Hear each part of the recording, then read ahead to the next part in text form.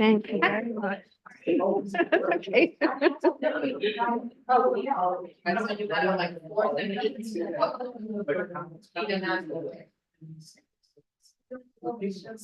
Thank you for your patience. We're working on getting live. Give us a moment. Hi, the recording is now live. Sure. Okay, I understand that the meeting is live on YouTube. Are we good to go? If you could just confirm, give me an audible. Hi, can you hear me? Or we text. are now live.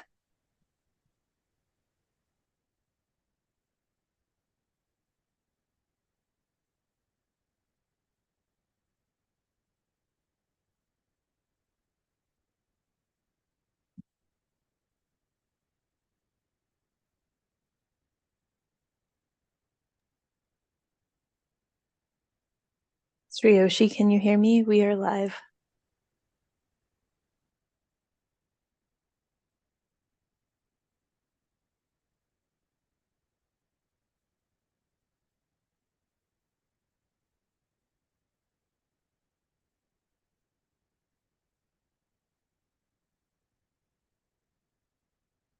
Okay, I understand we're live now. So great. Let's go live now. Please bring in the first group of presenters and let me know if you need me to wait any longer. Is the speaker on in here? I'm not sure you can hear Jenna, but we will work that out. But okay, good morning. I'm the Executive Director of the Public Design Commission, and welcome. If you're joining us via Zoom and would like to testify, please sign up through the Google form link shown on the agenda, and welcome. I'm going to hand it over to Commissioner Deborah Martin. Good morning. My name is Deborah Martin, and I'm the chair at PDC. Welcome to the Public Design Commission meeting. Today's meeting is being held in person at City Hall. Members of the public can attend and give testimony either in person or remotely. The public meeting is now commencing with the consent agenda and item numbers 28682 to 28699. Are there any recusals to note? Okay. Let the record show there are no recusals. I'll now call for the vote. Commissioners, when I call your... Yeah, can you just for the record note that Jimmy is recused? In the public items. For the public items, but not for the consent agenda? Okay, Oh, I'm sorry. that's okay. But he stepped out, so we have quorum without him. Okay, so let the record show that there are no recusals for the consent agenda. There is Commissioner Van Bramer is recused from the public hearing. So with that, I will now call for the vote on the consent agenda alone. Commissioners, when I call your name, please state your vote for the consent agenda. Consent Armstead. Approval. Isabel Casilla. Laurie Hawkinson. Approval. Bill Heinzen. Approval and thank Karen. to the Conservation Advisory Group for all of its work in connection with the Manhattan Detention Center, which was a very challenging project, I know, for them, for Yes. the agency. Seconding that thanks to the committee. And Karen Keel. Approval. Manuel Miranda. Approval. Susan Morgenthau. Approval. And with that, I also vote to approve all. So let the record show that all are in favor. The consent agenda is approved. We'll now continue with the public hearing portion of the meeting. The first item is 28700. It's preliminary review of the reconstruction of Dinosaur Playground in Riverside Park between West 96th Street and West 98th Street in Manhattan. Per standard procedure, applicants will give their presentation, then public testimony will be heard. And then the commissioner will ask questions, deliberate, and vote. We will hear, as per our practice always, we'll hear in-person testimony first, followed by testimony from remote participants, followed by commissioner comments and questions. And we can proceed with the presentation. Thank you. Good morning, Commissioners. Margaret Bracken, Parks Department, Capital for Riverside Park. We're here today to present the design for the reconstruction of Dinosaur Playground, which is located at West 97th Street in Riverside Park. We're presenting today on behalf of the designers, Star Whitehouse, who are unable to attend. Our available budget is $8.66 million. Our goals with this project are to increase and diversify the play installation, to improve ADA access to the playground and to the interior of the park, and to address our significant drainage problems in the site. The project has been approved by Landmarks Preservation Commission. We have made some changes to the layout based on their comments and based on material comments from the local preservation community. Looking at our site here, we're right in Riverside Park, immediately by the 97th Street entrance at a low point. Looking at the existing recreation and parks within 10 minutes walk of the playground in Riverside Park and in the local community. This area here is a low point. On the left-hand side, we see 1865, a water channel which runs down to the Hudson River. On the right-hand side, the current condition of the dense residential area of the Upper West Side. So Riverside Park was schematically designed by Frederick Olmsted. And these two images here show the Olmstedian condition of the park. The park was completed in early 1900. The left-hand side is the entry condition at West 97th Street. On the right-hand side, you see the pre-Moses construction with the industrial waterfront and a very slender park. In the mid-1930s, Robert Moses became Parks Commissioner, and they then expanded Riverside Park westward, doubling in size to almost 300 acres. Here you see the location of the dinosaur playground marked out in pink, a low point immediately adjacent to Riverside Drive. Looking a little bit closer here, you can see the formality of its integral part in the larger design of the playground, the architectural nature and the symmetry and formality of this design. We have no coastal flooding issues in this area because of the elevation, but we do have significant street water in both moderate and extreme conditions that comes down from Broadway and Riverside Drive. Again, looking at its location within our 300-acre park, facing the residential area of the Upper West Side. We've had 2 on-site community input meetings and also one via Zoom, where we heard from the local community. They wanted to enhance the existing play equipment. There was concern about safety. There's some fall zones, ADA access, and also a desire to retain the dinosaur theme in the existing playground. So this is looking at the existing layout, the Moses era layout. The Moses era design is largely intact around the perimeter. The play equipment was installed in the late 1980s or early 1990. So the playground is actually on three levels. The upper terrace is a restroom that has a terrace facility above that. That is actually not part of our project. The middle terrace level is an area of a passive seating area. On the lower level, water play, there's a step ramp that goes down to the water play, and the lower level contains all of the 1980s era play equipment. You'll see in the bottom, the entrance from Riverside Drive, which is a non-compliant entrance.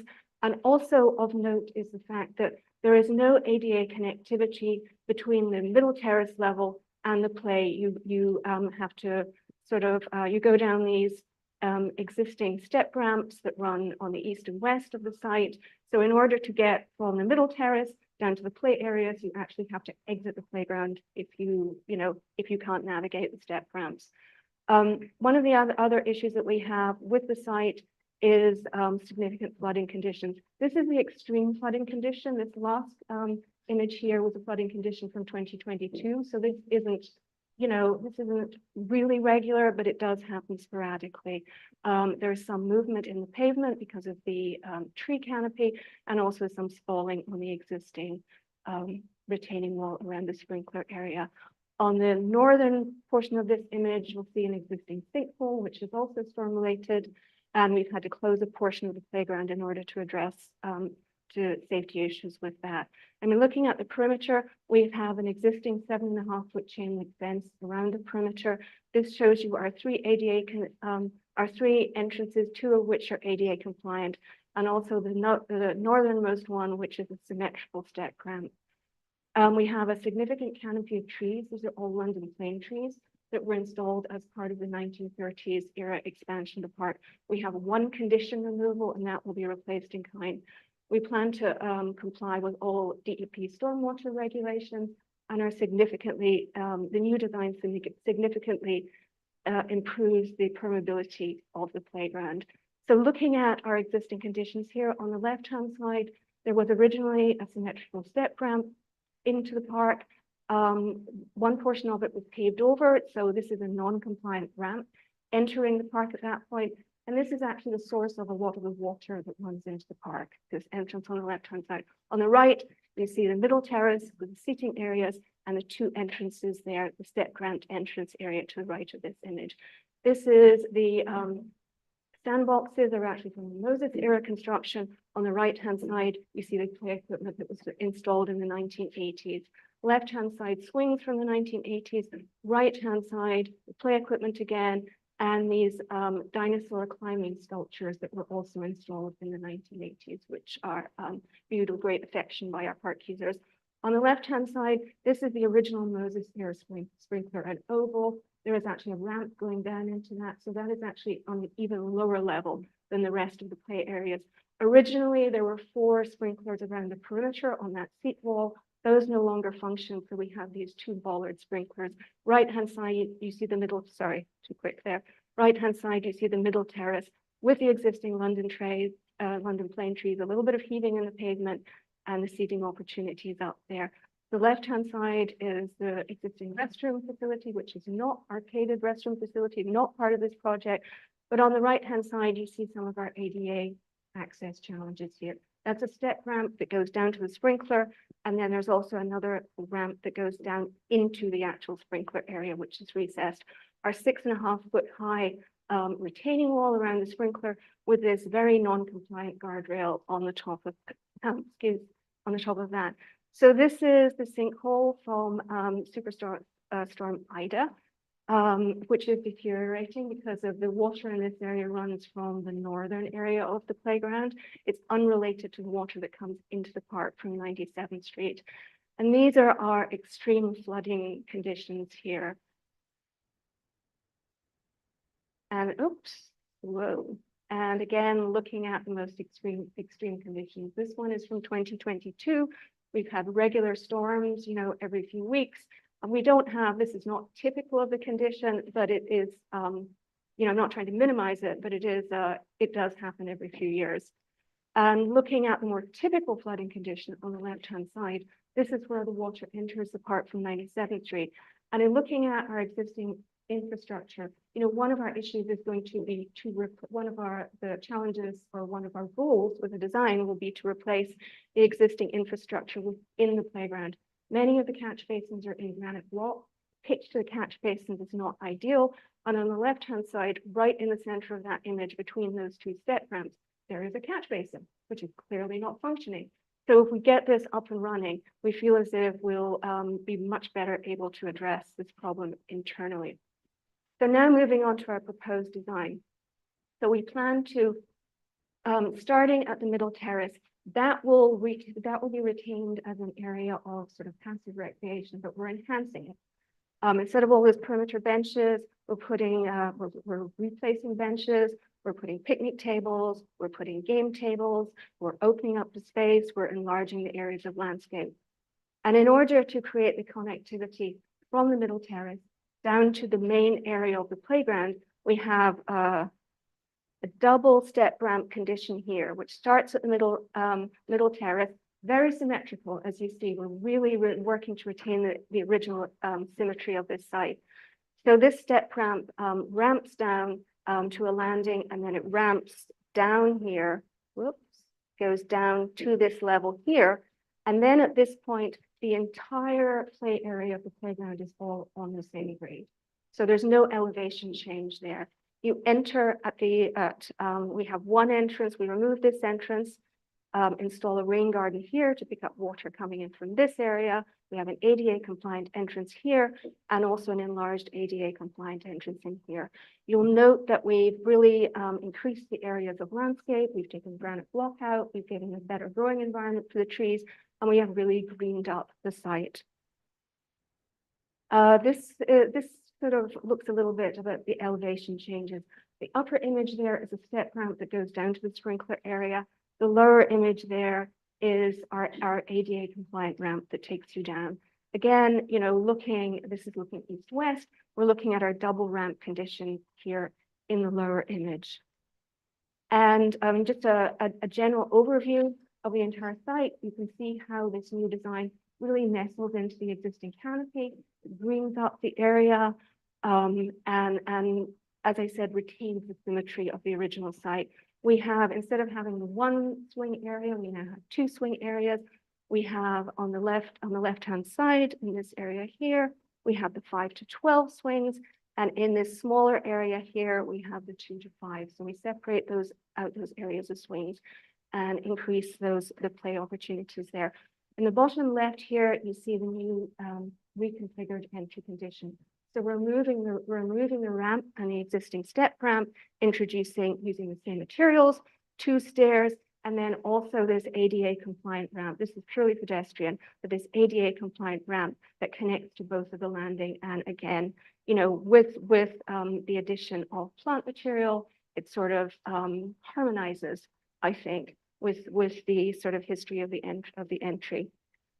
Looking a little bit more closely at the playground, you know, as stated, you can see the designers have worked really hard to retain symmetry, to green it up, to improve the permeability of the site, and also to really, really enhance the play areas. So this is the on-grade play area. We're at the big kid swing, the 5 to 12 on the left-hand side, and now this flush sprinkler area with improved drainage in that area. No grade change there. On the right-hand side, you see this double ramping condition, which takes you down from the middle terrace, down to the sprinkler area, and from then on into the main body of the playground. Looking more closely at the entrance at 97th Street, materials to match the existing materials, which is Deerall granite, natural cleft bluestone, and bluestone risers. So the ADA ramp around down the center, the symmetrical stairs either side, and these enhanced plantings to harmonize with the landscape. Looking at our perimeter fence condition, we're removing the chain link fence, we're replacing it with a 4-foot steel panel fence, and we're putting wickets around the areas of plantings, and the other areas we're installing ADA compliant handrails, and also a new guardrail design that is based on the original 1930s era guardrail, which we have currently around the sprinkler. You can see the improved landscape and permeability areas here. There's an opportunity. So we plan to install a rain garden here to pick up some of this water that we assume will still come from Riverside Drive. And then also another rain garden over here. There's also another opportunity here to enhance the plantings. And in this area here, we can sort of put some sort of wetland plantings in there. Of note is that as we reconfigure the entrance at 97th Street, we're lifting the grade on Riverside Drive. I mean, that really is the main point where most of our water enters the playground. So this gives us an opportunity in reconstructing that entrance there. Not only do we make ADA access improvements and aesthetic improvements to the area, but it also gives us the opportunity to lift the grade at the entrance here so that there is less water getting in at that point. And, you know, when it does, the water that does come in is now going to be entering that rain garden condition. And as I said previously, our goal will be to replace all of the existing drainage infrastructure within the playground because, you know, it's 85 years old. Again, looking at our improved planting conditions, a much greener playground, much more permeable with our rain gardens. Our palette, we've got a sort of 3-layer palette. We have a shade palette this is for the middle terrace and the Riverside Drive entry areas. Riverside Drive, we have a fairly full sun condition there. This is our more woodland palette, which is the shadier interior of the playground where we have all of those existing London plane trees. And the palette, our rain garden palette. Looking at our materials, these are typical to Riverside Park. We still use wooden picnic tables.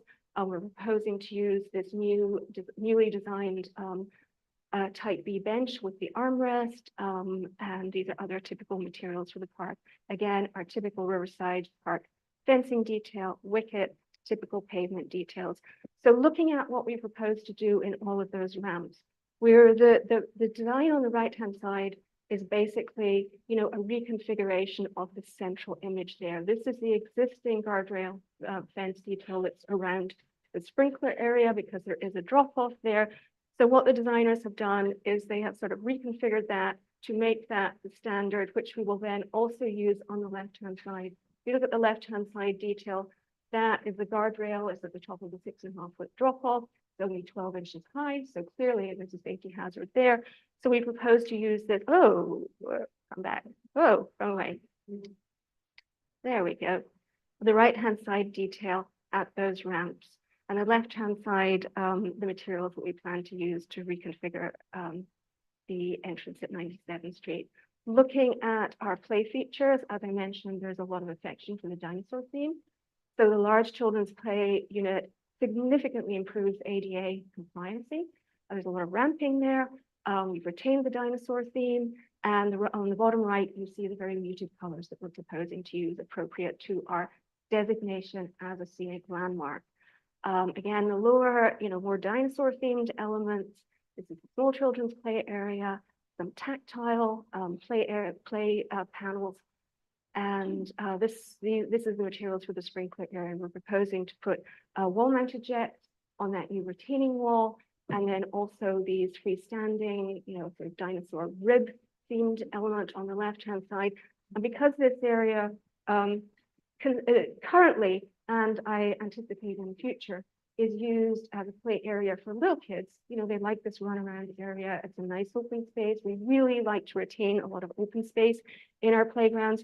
So we're going to have these little kind of egg elements for them to snuggle in, climb over, and just generally interact with. So our safety surface, again, retaining that sort of muted neutral palette. The dinosaurs, which you see on the right-hand side there, those will not be the original dinosaurs. We're going to use the original, we're going to use the no extinction. We're going to use the original dinosaurs as a model. And then we're going to cast identical dinosaurs, maybe with an added pigment or something. They're fiberglass. Sorry? So we're going to use the original dinosaurs as a model and cast, a new dinosaur around that model. So they're actually fiberglass. So, and they're really showing their age. So, we'll be making new identical dinosaurs, which will then be installed by this entry area here. And back to the design. So thank you for listening, and please let me know if you have any questions. We're going to need to pause for a moment. We're having some technical issues regarding public testimony. So we'll come back to you in a moment, Margaret. We just need to check AV in our boardroom to make sure commissioners can hear Zoom testimony. Thanks for your patience. Hi, commissioners, can you hear me? No. Let's see, someone in the boardroom will be checking. Just give us one moment. Thank you.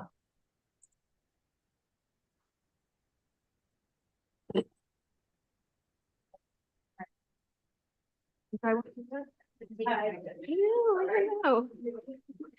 Yeah, I think it's going to be Landmark West. I don't know.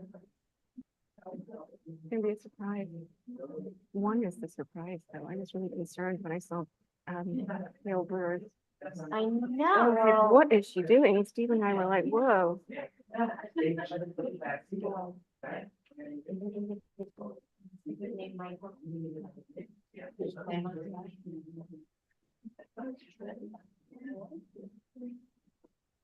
That other guy, Jeffrey.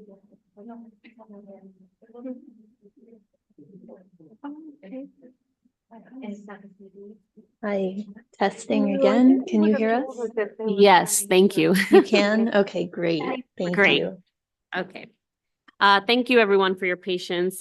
We will now hear public testimony. We do not have anybody in person signed up. Jenna, do we have anyone signed up for remote testimony?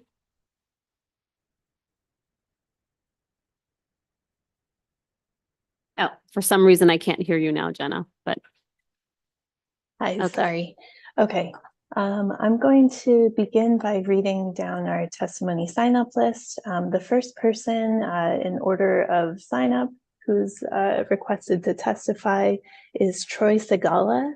Troy, I'm going to ask you to unmute on the Zoom, and then you will have 3 minutes once you begin. Perfect. Good morning. Can you hear me all? Yes, Okay, I thank see you. some nods, so we have a good sign here. I wrote just a quick testimony in support of this development. I'd like to share it with y'all. As a father and a property owner in this vibrant community, I've witnessed the evolution of Dinosaur Playgrounds project, having joined every public hearing so far. This project resonates deeply with me, not only as a local resident, but as a parent who values safe, engaging, and entertaining spaces for our children.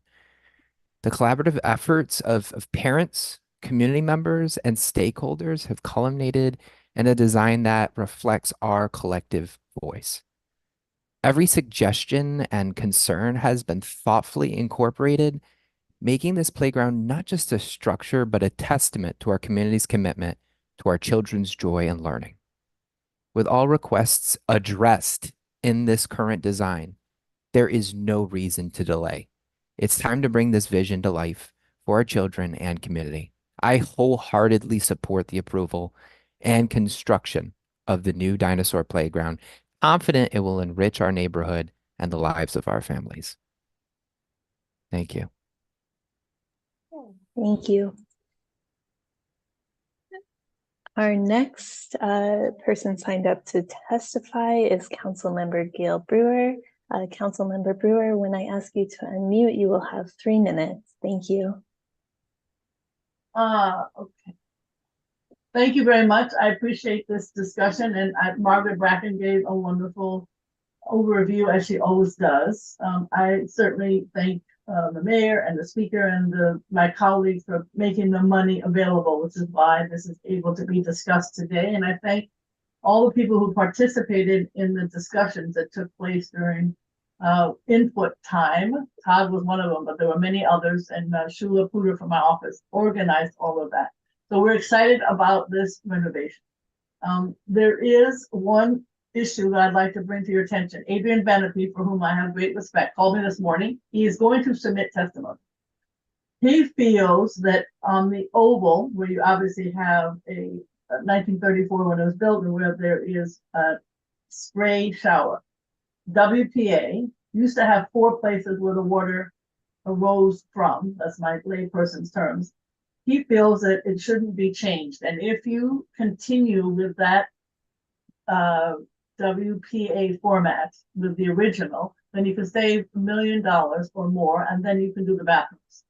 What Todd didn't mention, although he's been a wonderful supporter, is how do we pay for the bathrooms? We can certainly put it on PB, participatory budgeting, but still having enough money, bathrooms are expensive. So I would like to second what former Commissioner Adrian Benepe, person who was there as a child, suggests, and again, without getting into all the discussions, how do we keep the WPA, actually go back to the WPA spray shower and save money? And again, that's something that only Margaret and the designers, but I thought you should have that kind of discussion, because without that, first of all, I think it should happen. And second of all, it would give us money for the bathrooms, which are now not renovated, except maybe we could put some paint and do some small renovations, but they need an overhaul. So that would be my suggestion. It's a big one. I understand that. I don't want to delay anything, but I do want Adrian Benepe's suggestion to be considered. Congratulations to everybody who made this possible.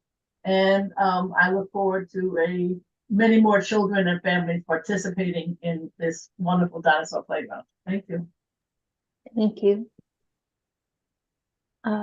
We have no additional people signed up within our testimony sign-in sheet. However, I see there are other participants on the Zoom room. Are any of you here today to testify? If so, please use the raise hand feature on Zoom.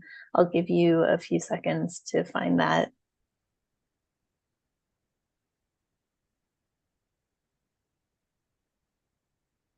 I see no additional testimony online. Thank you. Okay, thank you, Mr. Segala and Councilmember Brewer. Before commissioners ask their questions or comment.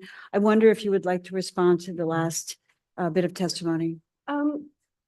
We did explore, I mean, we certainly explored the idea of retaining the original, am I not, right, retaining the original oval, because we do feel it's a very significant part of this really symmetrical Moses era configuration. But we felt accessibility was really, really important. And it was that we looked at, retaining this sort of egg shape and making it sort of function and more open, rather than, it's below grade, and then you're kind of entering via that ramp. It's probably about 12 inches below. Another aspect of that is that's another area where water really gathers. And there is an existing centrally located catch basin there, which is really just a drop inlet currently. So a little bit of sediment, a little bit of, organic on the top of that, and that we end up with basically a dirty wading pool there. So although, and also we have, I think, maybe Nancy can speak to our, the water requirements that we have. Having those 4 perimeter sprinklers, that is a much larger area of water spray than we are now able to consider installing because of DEP regulations.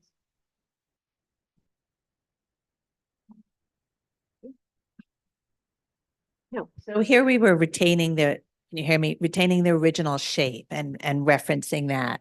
And the play pieces in there are pretty low.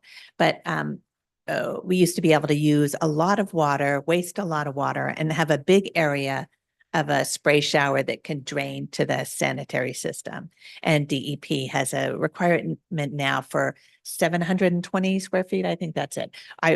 We bumped it up. Parks fought to bump it up from 600 to 720 just recently. And so this spray shower, it still retains this same shape, but it will fix the drainage problems and be more accessible and have some really fun spray. It'll have the spray from the wall that's traditional. It'll also have some other spray that's interesting to all different ages.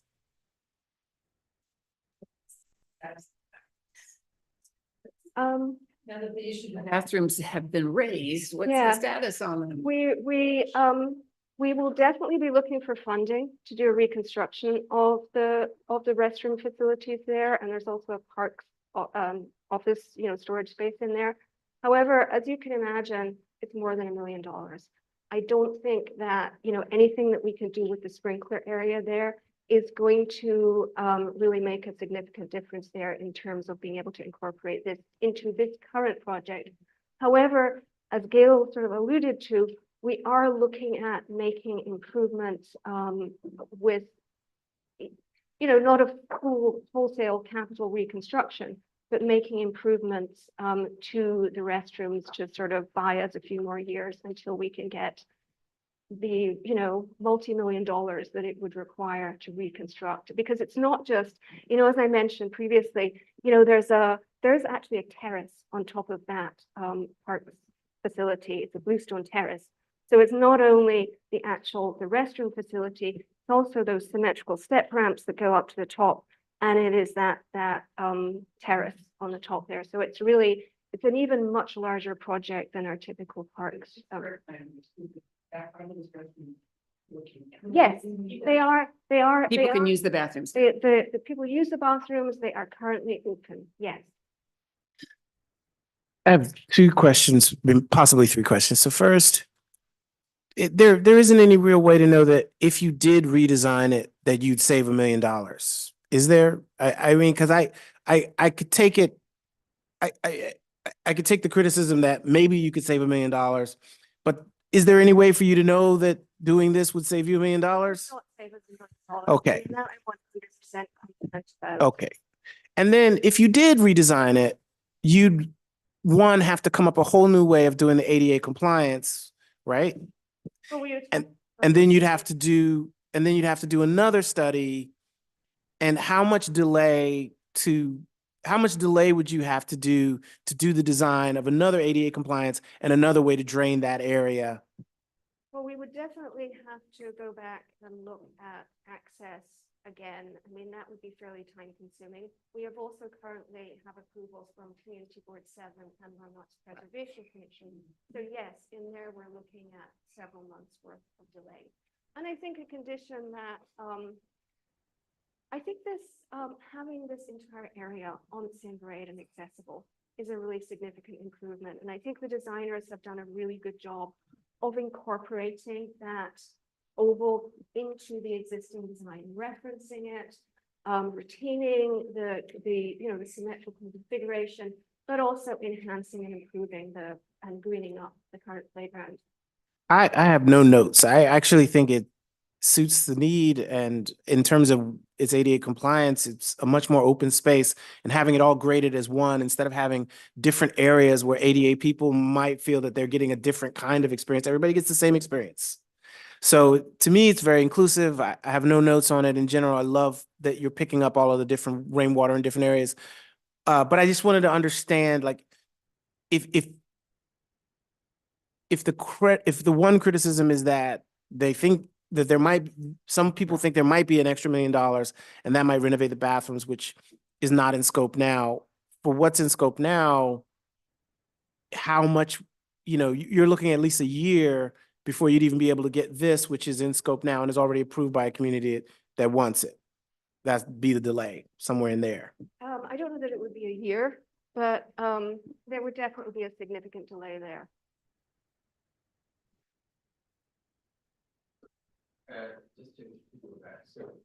Because you have a former Parks Commissioner and the current council member weighing in on this. How much then would be, if the council member thinks that by altering the plan, you'd save $1 million? I understand you do not think it would be even near $1 million, right? Then how much would it be? And how do you plan on addressing the council members' thoughts on this? Because if you need more money, you're going to have to go to her at the end of the day, right? So that's sort of a thing. And I have to say, Councilmember Brewer has been a stalwart supporter of Riverside Park. I mean, she has over many, many years, as you know. So we are very, very grateful for all of her financial assistance now and in the past and longer. So how much would it cost? I mean, I am not an architect, so I would be very hesitant to throw out numbers here. But, because of the complexities that I mentioned there, and there's also ADA access with the step ramps as well. This is a multi-million-dollar project. Even our most basic comfort stations are several $1 million. Putting the comfort station into scope changes scope entirely. Just alone with the Bluestone, having to remove that without breaking them all, it's problematic. It would all have to be new. The existing Bluestone is all heaving, it's delaminated because it's on top of the restroom facility. We'd have to remove all of that. We'd have to put down a membrane, on the step ramps and also on the terrace. Then we have to look at ADA compliancy because you want people to be able to get to that terrace from the, probably from the southern side. So it's a pretty complicated project.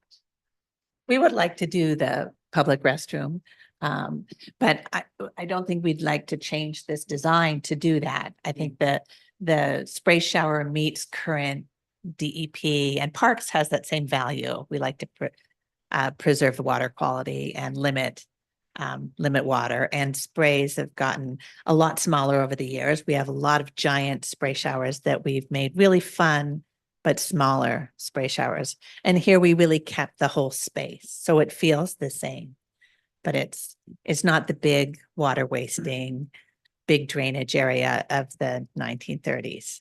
It retains the shape, but it has, and some of the very, openness, but it has our current thoughts on water use and water conservation and water quality. And I think it makes it a much more functional part of the entire playground. being accessible all the way through. And we get a lot of small children in these playgrounds, and for them to be able to just kind of run in an open space where parents can keep an eye on track them rather than, stepping down into this sort of recessed area that really kind of minimize the benefit to that area. I mean, I think in general, you all have expressed why you have gone with this design. I think it's a matter of perhaps having a follow-up conversation to truly outlay what the technical considerations are and why this playground perhaps landed on this design, because while you're trying to conserve the historical nature of the park, we're also trying to look to the future.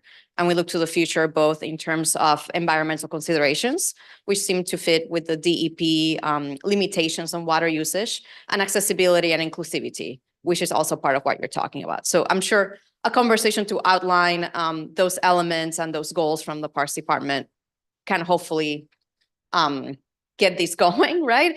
And at the same time, I agree, while the public restrooms seems like they need to be renovated, they should be a second phase for the project, and they should not influence or stall this project, which seems that the community absolutely needs as soon as possible. Beyond that, I wanted to say I'm very excited about this project. I really think you all have done a great job at balancing the historic nature of the playground, but again, updating it to today, and really inserting a lot of creativity and imagination, expanding the dinosaur theme. I would say my nephews would be delighted to go here. I think it's a great way to work within the limited footprint, but really expand it and make it into something that is very unique for the community. So I think that's fantastic. I have some questions for you specifically about the rain garden and drainage. You mentioned you're upgrading all of the catch basins, and that it's one of the main reasons why this area is flooding, along with regrading to avoid areas that are receiving a lot of water. I would like to understand, what does the rain garden mean in terms of tectonics? Like, how is it designed and what is it doing beyond just being a planted area that receives water by just grading? So in this particular area, because we have no existing trees there, we're removing an entrance there, we can excavate. So we can actually make, it to where, we don't have the final design for it yet, and the designers, as I said, are not here today. But definitely the rain garden by the entrance here, and also the one in the northern area, will be, because there's no significant tree canopy there, we can excavate to a significant depth to sort of absorb the water. And also there's an existing catch basin. Where am I going? Here, there's one here, and there's that one that I alluded to previously, which is not working. So for additional overflow, when it's completely taxed, it can then run into the existing, and hopefully, in the future, much better functioning traditional infrastructure. And the same with this one in the north of the site. It's more of an impression on the topography that's able It's a to significant kind of protection. like a large swale. Yes, exactly. And were those locations selected? You mentioned the lack of canopy trees, so I assume the rain garden on the upper right, that tree is proposed as opposed to No, existing? that one's existing. So Okay. we probably can't go quite as deep there. Okay. There's one of the London plains is missing in that location. So that was what enabled us to do more excavation in the interior of the playground. Are there any other areas that were contemplated that don't have existing canopy that can expand the I don't rain know, there's garden? existing canopy here, but as I mentioned, we're optimistic that, we're also working with DEP to make sure that they clean these large drainage structures here on a regular basis.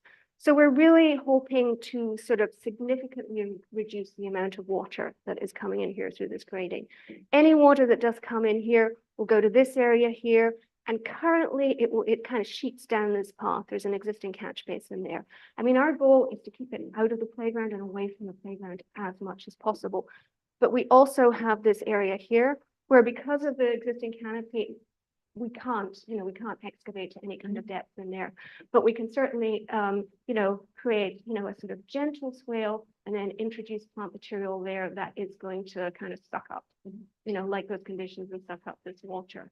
That's great. And I think that's the next step that would be great to see is the grading and see, even working around the existing canopy, where can you in fact expand the rain gardens? Because regardless of the fact that this is where the water is coming, it is an area that does see a lot of water. And we always want to strive to minimize how much water actually goes into the storm system, so that areas that are impermeable, are the ones that basically have the priority, right? So understanding you got FEMA funding, and this is a very visible playground. Is there a way to expand on that so it becomes a model for the Parks Department? Is something I would ask. No, we're very interested in, I mean, we can build the most fabulous playground in the world, but if we don't address these drainage problems, obviously we have not done our job. The Riverside Park Conservancy is very interested in sustainability at the moment, and we have zone gardeners that work in this area that want to, they want to sort of work in this landscape. We're looking at changing our palette for the park.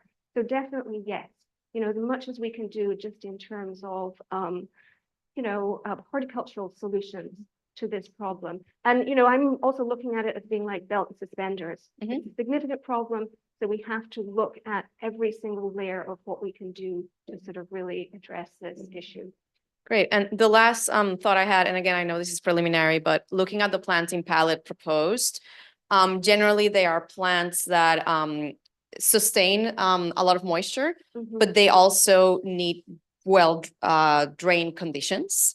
So in understanding in the tectonics, you're lowering the topography to collect water. Is there some sort of French drain or something that does allow that water to move through, so these plants are not sitting with wet feet? Yeah, I mean, I think we'll continue to work on that with the designers and with their environmental consultants, and and that will be evolving. That's a standard thing that we do in a lot of our rain gardens, have drainage within the rain garden and Right. have a porous layer so it can hold the water. We're gonna move on soon. Any other comments before I summarize? Okay, so I have one question and then I'm gonna summarize. Can we look at the image of the double ramp fencing?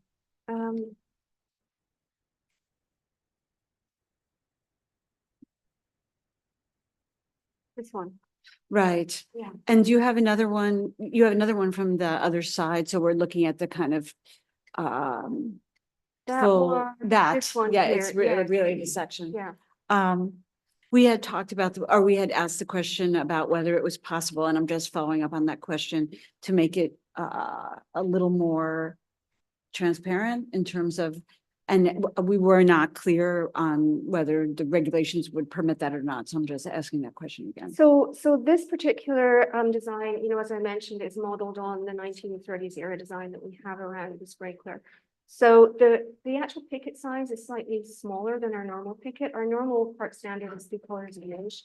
These are actually circular pickets, historically, as opposed to do in their half an inch. So that's a little bit more slender. We do have to tighten the spacing a little bit because of entrapment. So instead of being just over 4 inches, it's now 4 inches. So those are the kind of transparency factors that we that are built into the. Okay, modified so in design. short, that's the best we can do Yeah. for this. Okay, got it. And then my last question is just to summarize the comments regarding the water ingress. You have determined that the water budget in the revised renovated playground, with the strategy of blocking more, working with DEP to block more water at Riverside Drive, the slowing down of water through increasing the plants, the rain garden where possible, where there's not too much canopy, and then the upgraded catch basins will prevent that kind of regular and also extreme, or at least make it tolerable flooding that we have now. Just summarize. I think that it will make significant improvements. I mean, is it going to, if we have that, the worst case scenario there were 2022 images. I mean, that was like a kind of once in a year storm. I don't think it will happen with that sort of severity because of all of the improvements that we're making here. But to say that we will never see Well, fair. flooding events, I think, I mean, it's going to be significantly more rare, and I think what we're doing is going to really improve. Yeah, I mean, and our it's a conditions. challenging situation because you're basically having like a pool. Yeah, I mean, At the bottom of a slope. it's at a Yeah. low point, and as I Yeah. said, the water that comes into the park comes in from the street. You're right. you Yeah. know, So Okay. that's tough. Yes. um, Yes. on Understood. both of it. Okay, all right, so any last thoughts before I summarize and we take our vote? Okay, seeing none. So we have heard commentary regarding the spray shower from Councilmember Brewer, which Parks has answered regarding their decision-making process very eloquently. And we are recommending a study of a public restroom in phase 2, which we assure you do. Parks has done a belt and suspenders approach to what has been a flood condition. We applaud that, as well as the sensitive renovation of what is already clearly a very beloved playground, according to Mr. Segala. So with that, I will call a vote. Ken Seth Armstead, Approve. Isabel Casilla, Laurie Hawkinson, Bill Heinzen, Approve. Karen Kwiat, Manuel Miranda, Approve. Susan Morgenthau, Jimmy Van Brightner. Approve. I also approve, so let the record show that all are in favor. And the project is approved. Congratulations on the lovely renovation of Dinosaur Playground. Thank you. Thank you. Okay, so we are moving on to the public hearing. The next item is 28701, the preliminary review of the installation of The Feeling is Mutual by Justin Valdez at the Arverne Community Library in Arverne, Queens. And I will note that Commissioner Van Bramer, I'll pause for a moment.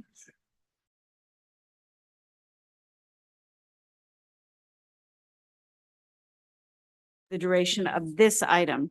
Per standard procedure, the applicants will give their presentation, then public testimony will be heard, and the commissioner will ask questions, deliberate, and vote after. We'll hear in-person testimony first, followed by testimony from remote participants. We can now proceed with the presentation on Arverne Library.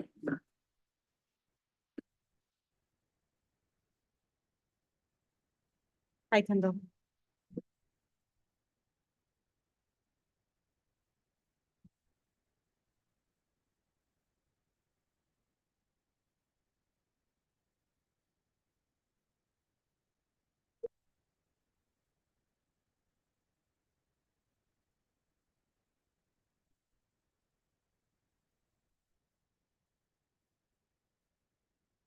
Are you ready? Okay, go ahead.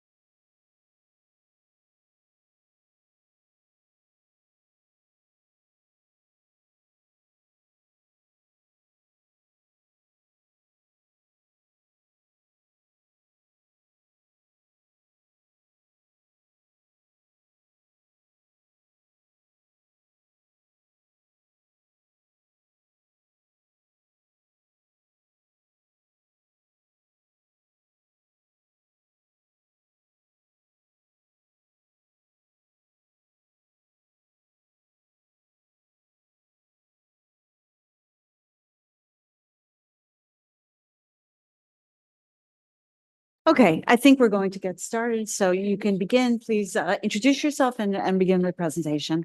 Hello, good morning. Commissioners, we're now starting. Is this working? I think it's working. Yes, It thank did. you.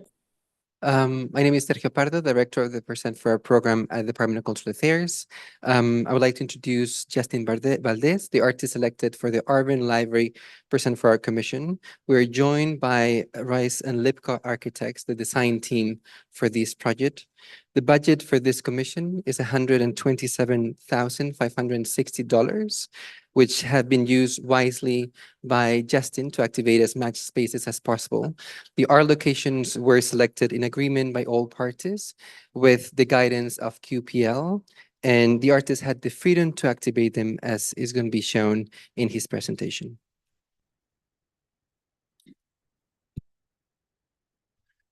Good morning.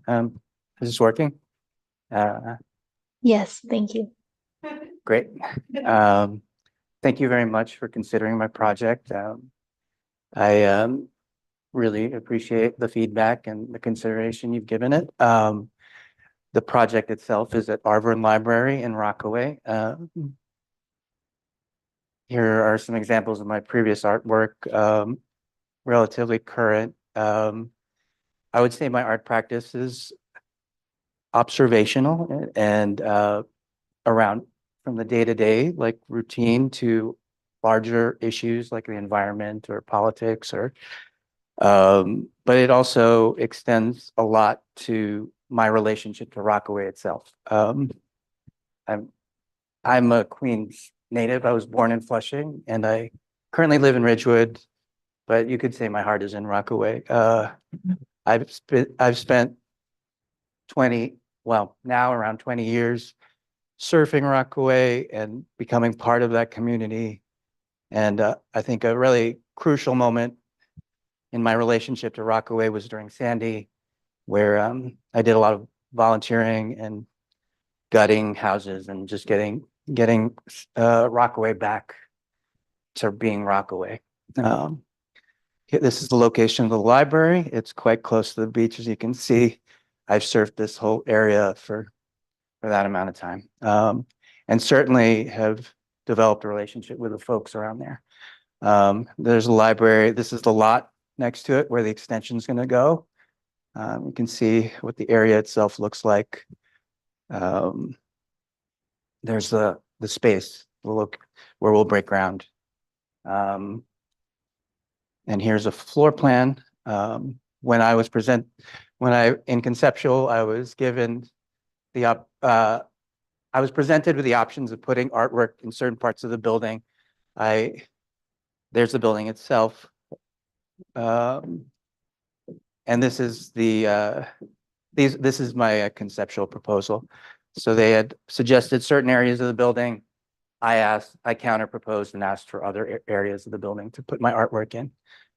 So actually, just going back, I asked for there are a lot of glass walls there, glass partitions, so there has to be distraction graphics there so people don't walk into them. So I asked for that area, as well as there's a large bay window at the end of a ramp. And then I asked for the bathrooms, which wasn't something that was offered, but I asked. So that's conceptual. So let's move into the design revisions from how it's evolved since conceptual to preliminary. So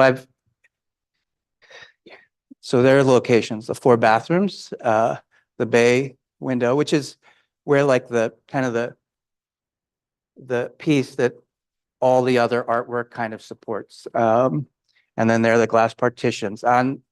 From conceptual to preliminary, I extended the artwork across another glass wall that we hadn't considered. It helps with continuity, and there needed to be distraction dots there anyway. So that was nice. And then also, I was also later in the process realized that the distraction dots had to also go across the doorways here and here. So that was, had to rethink it. Oops. So am I going backwards? I'm going backwards, my bad. I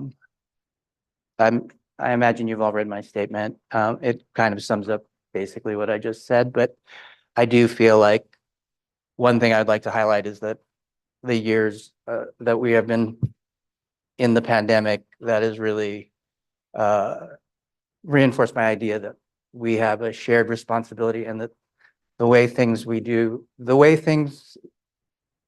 we get things done and evolve together and work together is crucial. And this is what I'm trying to express through this work. So the title is The Feeling is Mutual Aid, Supporting Your Community.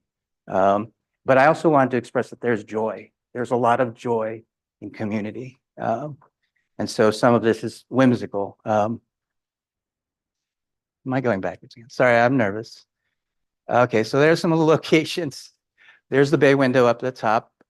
These are the 4 areas where the distraction graphics are, and the 4 bathrooms. The 4 bathrooms represent different, well, the first 2 represent the light of pre-dawn, which I've experienced many times just sitting in the water, and sunset also from the beach and in the water, and then Jamaica Bay, like the colors of the bay itself and the beach itself, and then the Atlantic also.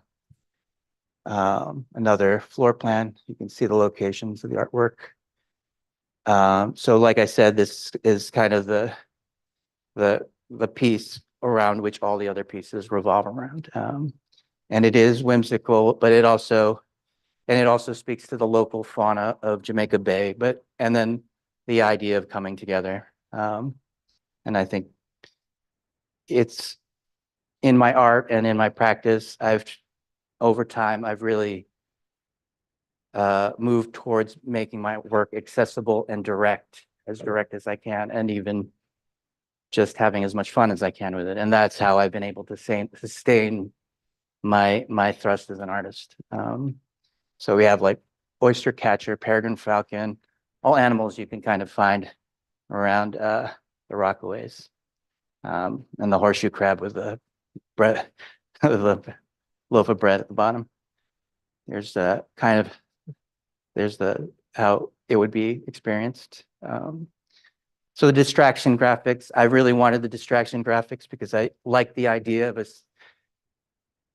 of it being like a film strip, like an animation that you kind of walk by and experience. But I wanted it to be something that people discover over time, because it is a library and people will be using this space again and again. So you can kind of, I don't know if the animation is going to work, but you can kind of see that as you walk along it, it morphs from an infinity symbol to an eye. And I guess my fascination with the infinity symbol, kind of this idea of like infinite compassion and infinite, I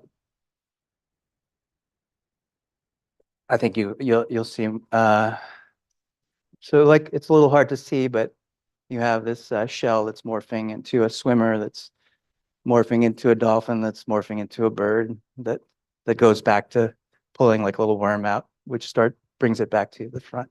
What I also enjoyed about this idea is that the distraction graphics have to be a certain height, so a parent and child can walk along it and experience it at the same time.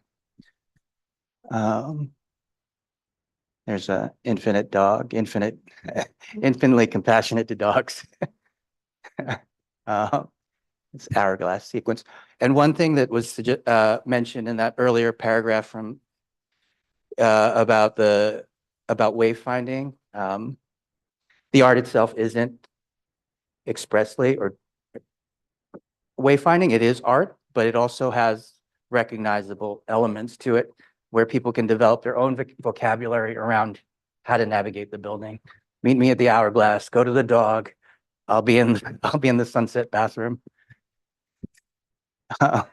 So another way that the artwork expanded from conceptual to preliminary is that I did a lot more drawings. There are probably under 100 drawings, and there are well over 100 now in each bathroom. Pre-dawn, it's this contemplative moment, this quiet space, quiet moment that I made.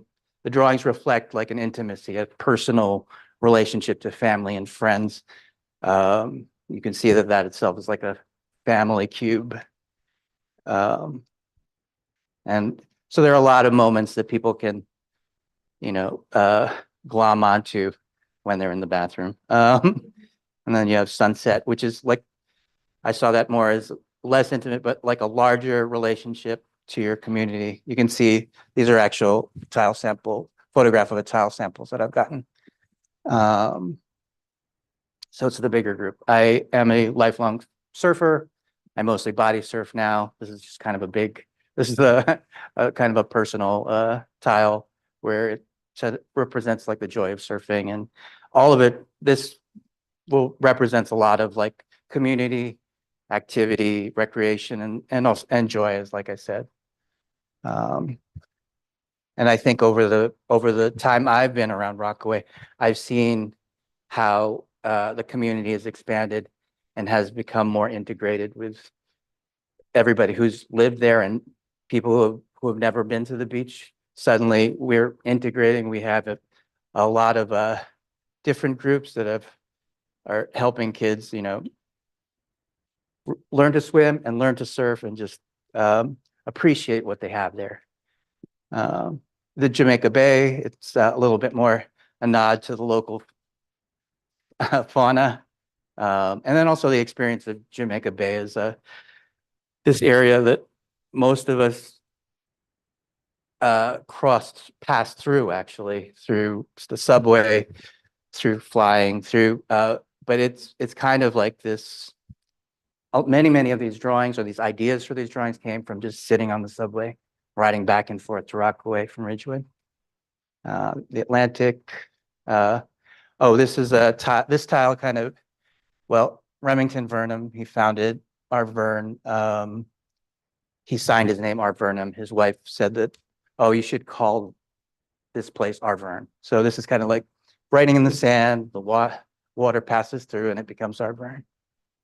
And this bathroom is clearly about surfing, but also just beach going in general. And then also, yeah, of course, like what we've seen over the past couple of decades, how much life has come back to the ocean. Certainly with the whales and the dolphins, you just see them quite often. Some mock-ups. You may have seen the video itself where I just walk along the distraction dots. Some life-size like mock-ups.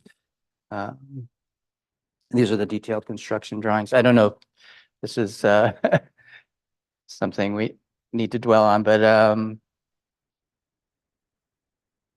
I think one thing I should mention is this samples. So I do have a manufacturer for the tiles, and that should be set. Once we have the general contractor, we can kind of determine how we'll do that bay window and do the distraction graphics. I proposed ceramic frit, which is this process where they print with glass, like the pigment itself is glass, so it would meld with the glass itself, but there is also the option of lamination. And that's really a TBD. Thank you. Thank you for your time. And yeah, I really appreciate being able to have this opportunity. So thank you. Thank you, Justin. Thank you so much. We will now hear public testimony. I don't see anybody in person here. Jenna, is there anyone signed up remotely? Hi, I do not see anyone signed up remotely. Thank you. Is Great. anyone in the Zoom here to testify? If so, please use the raise hand feature. I see no additional testimony. Thanks. Thank you. So this concludes our testimony section. Commissioner Martin. Commissioners, any questions or comments? I think it's a great project and like how it's integrated into the building. I think the main drawing that's in the window, it's black in the rendering. Mhm. I'm just concerned about the visibility of that when you see it from the outside. Right. Because that tends to disappear if you're looking at it from the outside. The bay window itself. Yeah. Yeah. And some of the distraction markers also. 'Cause they Right. tend to be a lighter color. Mm-hmm. And then if they're darker, they tend to just fade into the background.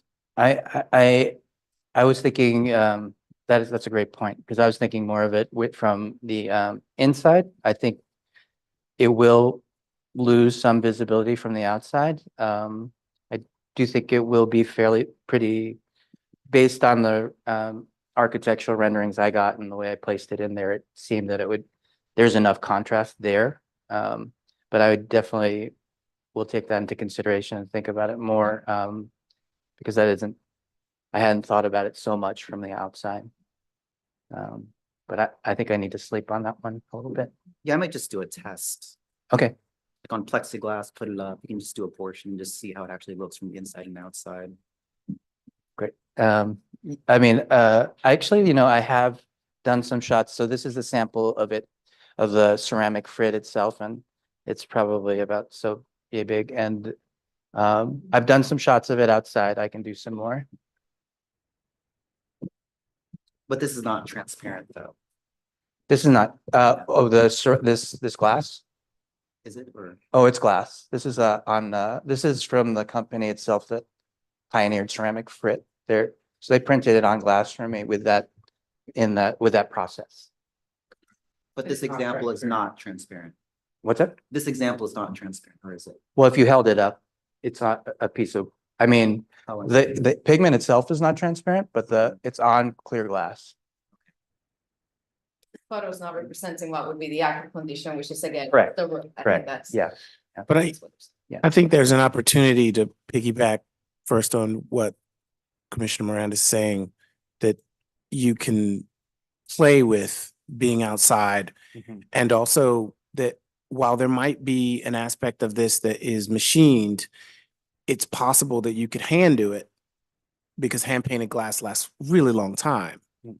So then you could obviously play with it and sort of see how the visibility would be from the outside, but also from down the block. Right. Because there's 2,000 feet, 500 feet, 50 feet, 5 feet, and they're different artworks. So then the thing I wanted to say in general is I really love the way that you've woven yourself into the building, but also woven yourself into the sort of nature of nature in Rockaway, both flora, fauna, and the sort of Mhm.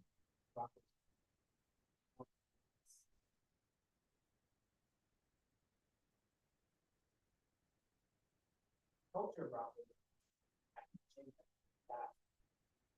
All these elements of how the culture change, they morph, they become more accessible, Mhm. and at the same time, the surf culture, when I first was here in the early 90s, surf culture wasn't as focused upon it now. It's really Yeah. central to what Rockaway is. Mhm. So I think you've got all of those things in there, and that's a really interesting story to tell. Yeah, and a history of Rockaway. So I was really impressed with your work, and also that it is really fun, and that that makes it kind of this ongoing joyful thing for people to experience. So I want to say congratulations. Appreciate it. Thank you. And thank you for the feedback. I mean, I would just add that I think it's a great project. I think the scale that you're working with is really wonderful. It's very intimate, but then you're using repetitive elements and the drawings are wonderful. I think it seems very exciting. So can't wait to see it installed. Thank you. Thank you.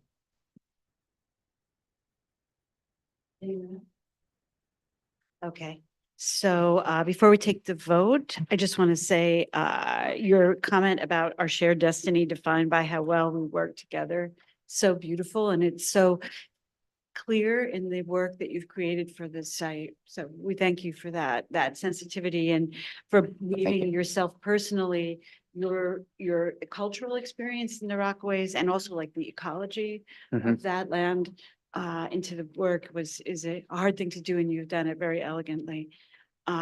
So the one comment we have is we ask that you test the visibility of the distraction graphic from the outside, which we know you will do. Mhm. And with that, I'll call a roll call vote on item 28701. Commissioners, when I call you. Of course. If it's possible at all, and I know there's some areas where you're intimately working inside the building, but I don't think that it's impossible to see some of these graphics. If it doesn't work on the window, that there might be a facade that some of these graphics could work on to even gently on the outside of the facade. Just a thought. Or pavement. Or pavement. Pavement leading into the Amen. building. See? Just We're all teamwork here. We're working together. We're working together. Thank you. Oh, no. No worries. So with that, we'll take a vote on item number 28701. Commissioners, when I call your name, please state your vote. Ken Seth Armstead. Highly approval. Isabel Garcia. Approved. Lori Hawkinson. Approved. Bill Heinzen. Approve. Karen Keel. Approved. Manuel Miranda. Approved. Susan Margaret. Approve. And I also highly approve. So let the record show all in favor, and the project is approved. Thank you so much. Thank you. Thank you very much.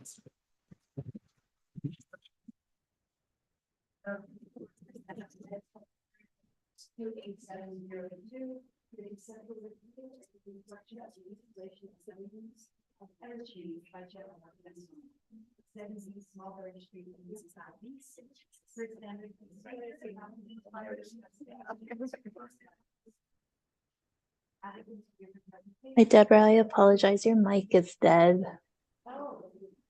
Okay, put that down.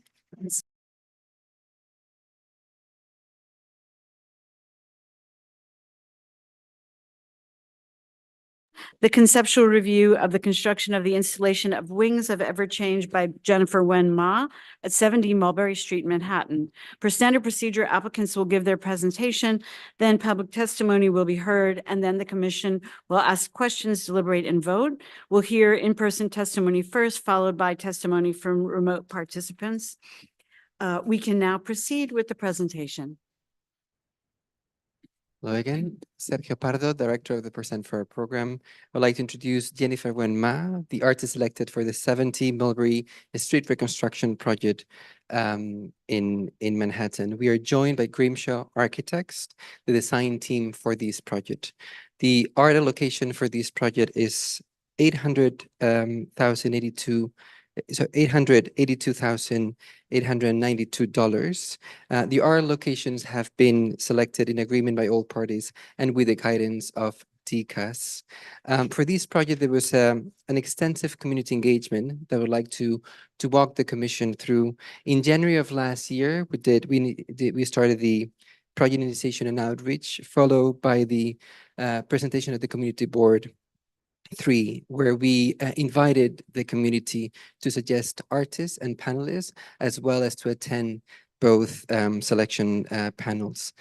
Between January and February, we did the artist outreach and artist call where the Percent for Our program conducted outreach to neighborhood arts organizations for artist suggestions.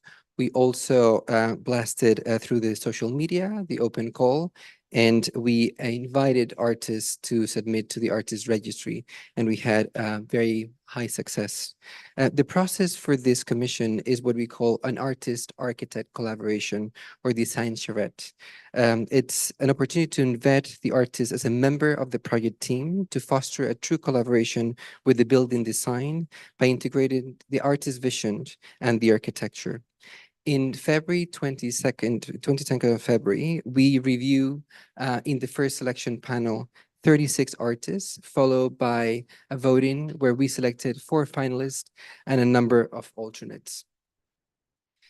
The design charrette took place in March in 2 days, the 22nd and 23rd, where the 4 finalists were able to participate in a collaborative conversation with the design team to discuss their creative practice, work in process, artistic approach, and brainstorm potential possibilities for this specific project. It was a hybrid meeting, and everyone online was able to participate in the discussion.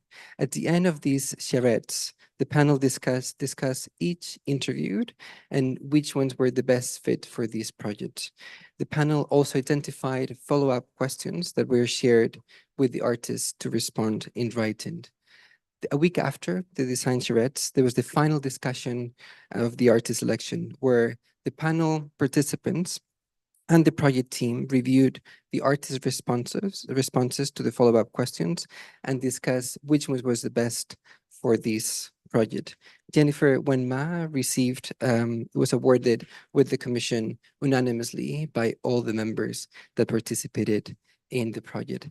Also to mention that in addition to the community board presentation that we always do for all the projects, this project was also presented to the 70 Millbury Street Advisory Committee that happened in December the 6th. And that was followed by our presentation to the community board presentation, the community board 3, the land use committee in December 12th, where Jennifer received a letter of approval.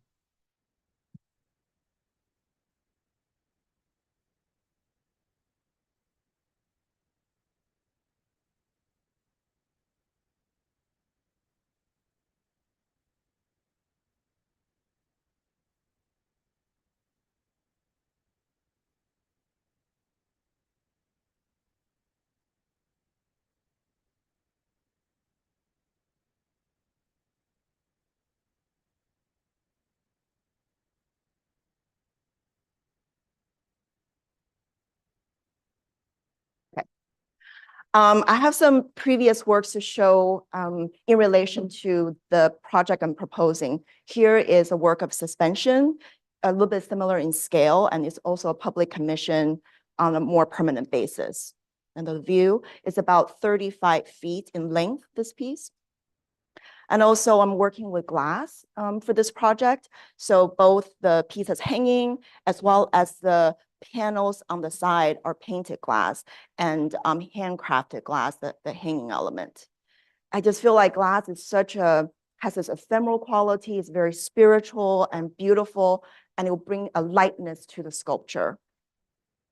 I also have an ongoing painting practice of ink on glass using a very traditional material on an unlikely surface. These two views are using color as very highly symbolic. This use of black and white is an ongoing practice in my work of symbolically light and dark, yin and yang, and these different elements embodied in Chinese philosophy. I also worked in theater. This is a stage, an opera that I stage designed and directed.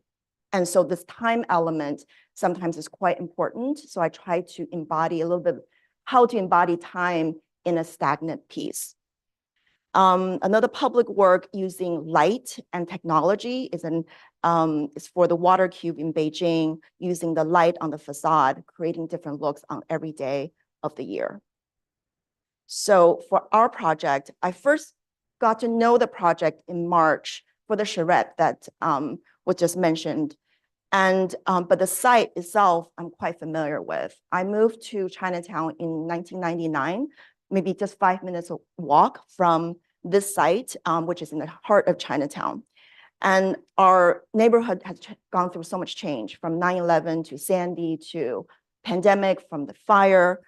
But it's full of vitality, and I really wanted to make a work that can embody change and not be afraid of change, but welcome it and take the history with us and move forward in a really positive, elevated way. So this is the current condition of the building, and this is where we hope to take it, and by the beautiful and very functional design from Grimshaw. The site that was given to me, there were two sites to choose from. One is the lobby, one is the staircase. And I was like, why not both? Let's do both. So through all the exploration, it seems like we can. I was very concerned about budget, but it seems like we're able to do that. So I'm really thrilled, because that tower is really one of the last things that's remaining. But of course, when you have this double height atrium lobby, we want to do something, right? So to be able to do both, I'm happy with. But for the public space in the lobby to have a hanging sculpture, safety is really important. So we allocate the space really to be above on the second floor, also away from the public, for both safety of the artwork and the public, so they cannot reach it. So onto the concept. I wanted to create a creature of transformation that becomes the artistic mascot or guardian for this building, linking past to present in an ever-changing process that evolves into the future. And I like to use salvaged architectural element from the burn site and memories of the building from the past by residents who have used it in these oral history time capsules, as well as aspirations people have for this building as words of aspiration, as wings that will help the creature take flight. And the work embodies the ancient teaching of the I Ching, which teaches us that change is in every aspect of life. And the idea that we want to encourage everyone to embrace these changes from the community to the community in the building and go towards a future with openness and fluidity. Another concept I'm using a lot in this work is the flying white. The project is presented in 3 parts. So we have a sculpture in the lobby, this drawing, painting, large painting in the staircase, and then also oral history that was live on a website. So they are not physically connected. So I'm using this idea from calligraphic principle of flying white to convey the strong and unbroken sense of community and history that this building represents. Flying white is a technique of moving a dry brush across the paper very swiftly. So you create a line that looks almost broken or disconnected, but the vitality of the writer is embodied in it. So it's not broken, but it contains the transient energy of the work. So I'm going to go into the 3 parts. First is a sculpture. So I'm kind of taking you through, this is conceptual phase. So you see the very rough sketch from the beginning. This is an ink sketch. I'm proposing with the site something around 33 feet in length, 13 by 13. Again, this is calculated so that people would not be able to reach the work from any angle. And this is a conceptual drawing. This is not the final form, nor the final colors. I actually took some panels out on the color scheme because of limited time in the presentation, but that will be the next phase. And I'll talk a little bit about that in just a little bit. So elevating community voices, words of aspiration. This component would be interviewing folks that live and use near the neighborhood and use the building on what their aspirations are for the building, for how it might function for them. And some of the words under consideration just in the early phases of reaching out to people are transformation, unity, reunite, community, history, legacy, culture, soar. And the process, this is an ongoing part of my practice. I have an ongoing calligraphic practice. And the idea is turning these calligraphic words into Rorschach drawings. And because of the symmetrical form of Rorschach drawing, that can become like wing-like forms. So for example, the word transformation, upper left-hand corner, that's in the type form. And then it becomes a calligraphic word. And in a Rorschach, you see how it's symmetrical. This word is already quite symmetrical in Chinese.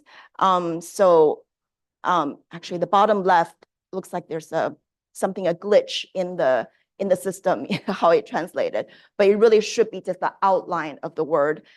Depends on how the Rorschach is done. It could be very recognizable on the upper right hand side versus the bottom line is a little bit less recognizable, but it's the same word turned into Rorschach, then cut out in metal plate and then stacked to create these kind of wing-like forms.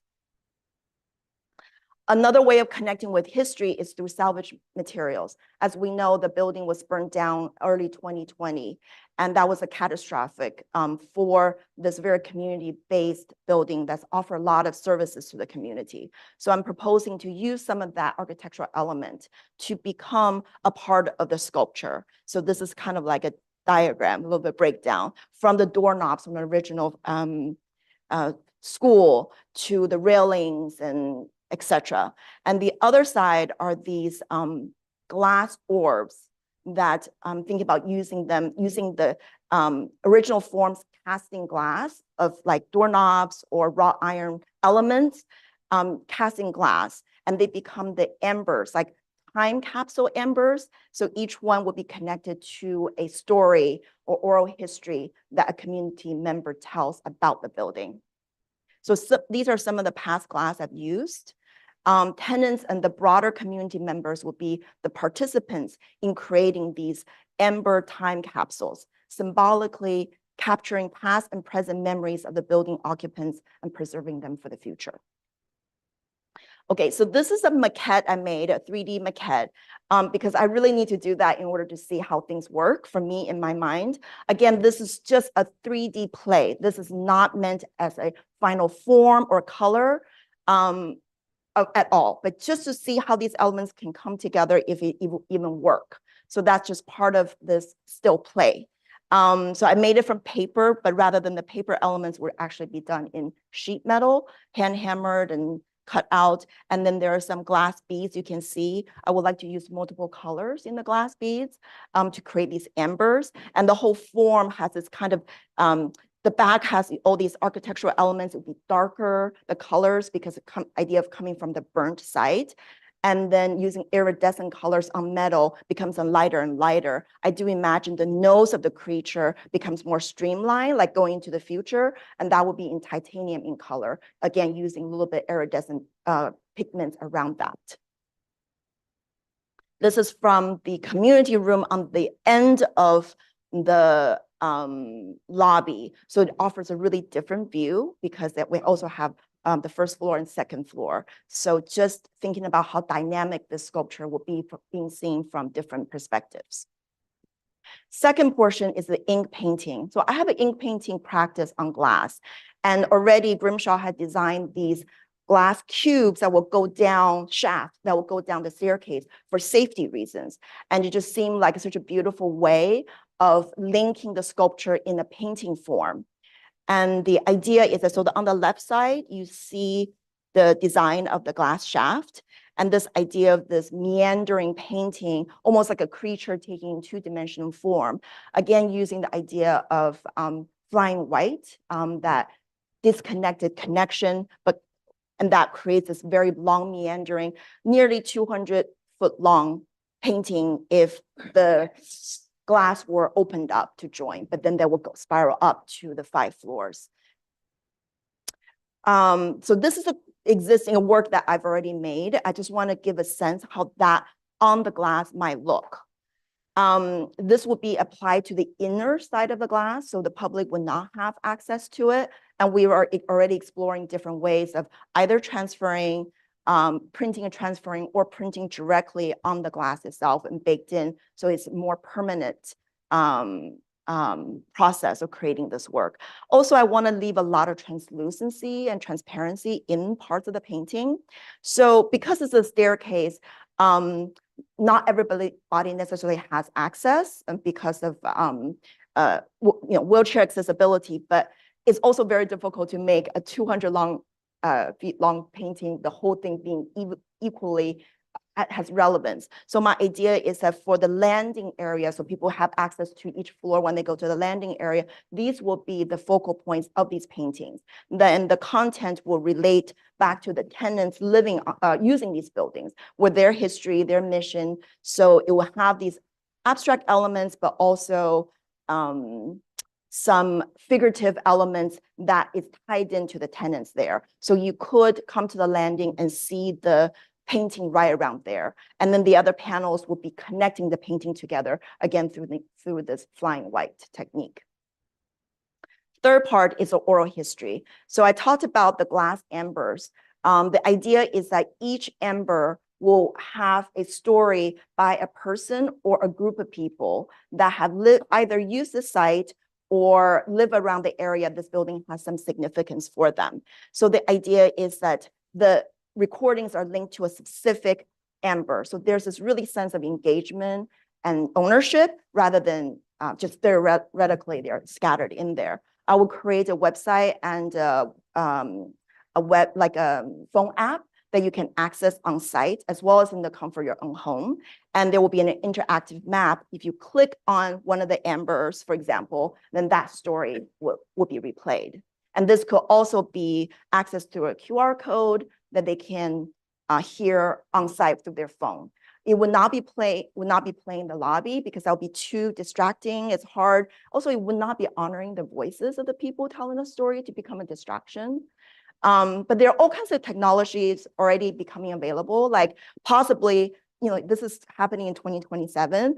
possibly then people can even put their phone up to near looking at the amber, and that could create, bring up the sound, the voice, or even some kind of transcript on your mobile device. So we'll be exploring these different possibilities. At a community board meeting back in December, we did have a call to the public to call for their participation in contributing stories.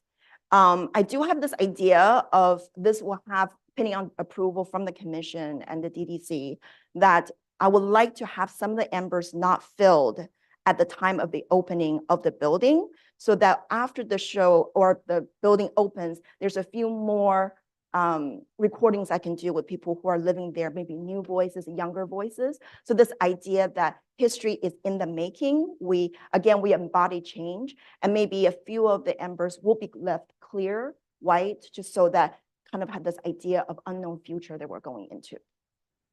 In all, this project, in summary, is project in 3 parts: sculpture, painting, and oral history, weaving together past, present, of 70 Mulberry, creating a multidimensional and multi-part work in an ever-changing process of evolution, and that propels the community into the future. Salvage architectural elements from the burn site, memories preserved in time capsule embers, and aspirations and wishes for the building are created.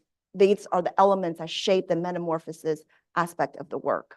Like a creature in flux, it embodies a continuous state of becoming, rooted in the ancient teaching of I Ching that change is inherent in all aspects of life. This work urges us to embrace the history of this building and community and approach the future with openness and adaptability. I also have technical section. I can go through them. I also want to be sensitive on the time. So stop me any point if, or you can just ask questions if you need to. So these are some of the materials: architectural elements, sheet metal for the wings, glass, fiber optics, oral history recording, web design, mobile app design. So the design, with the sculpture, I will be working with a structural engineer that's New York City based, certified, to make sure the work is safe, that can be hung there for both the safety of the artwork and the public. And the fabrication, the sculpture will be made in sections and then will be assembled on site. Because of the size, it will be much easier that way, and using nuts and bolts and different kinds of fittings.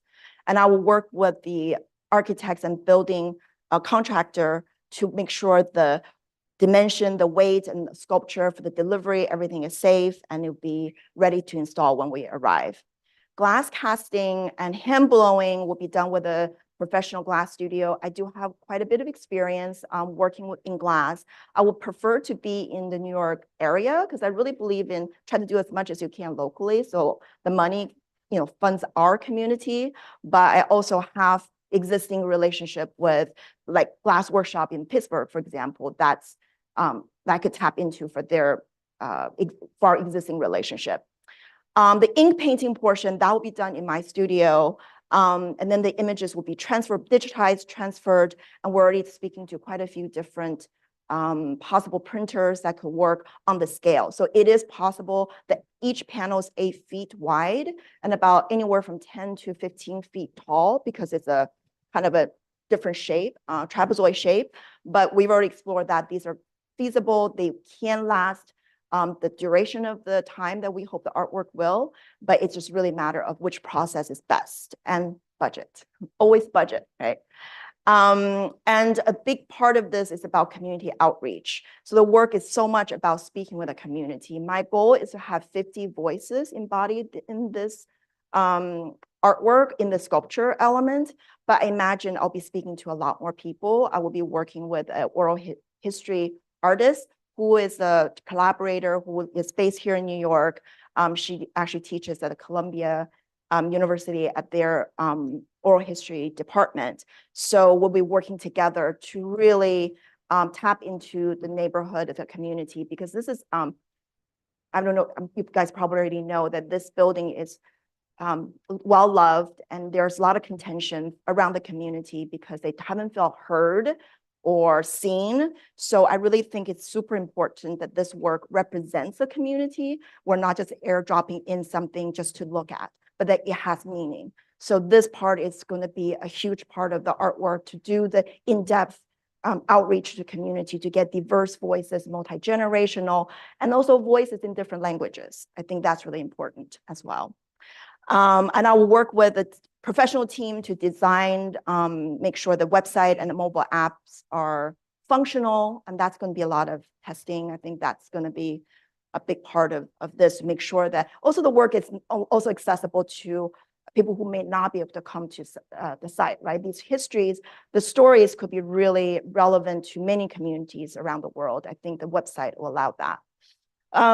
Installation, suspension of the work, again, working with professional teams to make sure the safety is covered. And also we have the wonderful thing about being so early in the design process is that we've been working with lighting designer from day one, from the fiber glass optics that will go into to feed the light in the glass orbs, to the designing all the lighting for the sculpture, as well as the stairwell. These are we're already in conversation. So that's how the work can be seen by the public. Lighting is going to be a pretty big part of that as well. Maintenance. So I'm imagining that the work doesn't need to be dusted and cleaned once a year. There are anti-static things you can use to make sure that there's less dust, but this is the nature of things. I think once a year, this kind of maintenance is necessary. And it's really important I'm already thinking about design of the piece so that whatever equipment that we have on site, they can access them. So including even this week, we had a meeting about where the fiber optic controls will be, that it has to be accessible. If a light did go out, they can access it with the equipment they have. They don't have to deinstall the artwork in order to service part of it. And then also for the hanging structure, because I have done the first of the previous work I showed, that's a very large piece, quite heavy. I think that one is something like 4 tons, and that's in a permanent installation. So I worked with a structural engineer to talk about the frequency of how often to check the joints, to make sure safety. So I would do the same with this, to have recommendations of how frequently the work needs to be checked on for safety. Again, I already mentioned this with a lighting designer about the glass orb lighting system. And also the painting on the glass, in the glass shaft, should there be, it's tempered glass, so it shouldn't shatter. Should there be an issue, this we can reprint. So the way that we made it, because it would be a transferred, I would not be painting directly onto the glass. So that could be recreated. And then there are obviously some extra external lights for sculpture, for lighting and the painting. That would just be part of the maintenance for DCAS will be operating. And website and mobile app, these, speaking to DCAS early on, they seem really keen on hosting it. It would just be regular maintenance for that type of thing, for any kind of digital website. Thank you. Thank you.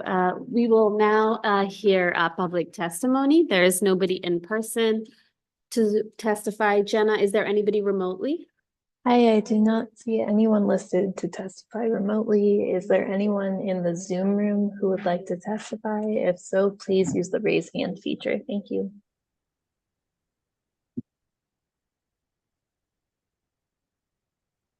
I see no requests. Thanks.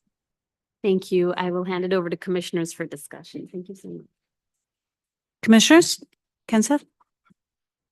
First of all, I want to say that the scale and scope of this work are amazing. And I really enjoy the way that you have thought about both the form that you are making, the form of the building, and then the form of the community, and how all those things intersect. Some of the things that I'm going to say are just about language in general. Like when you're talking about ambers, I'm hearing embers. Oh, right. Yes.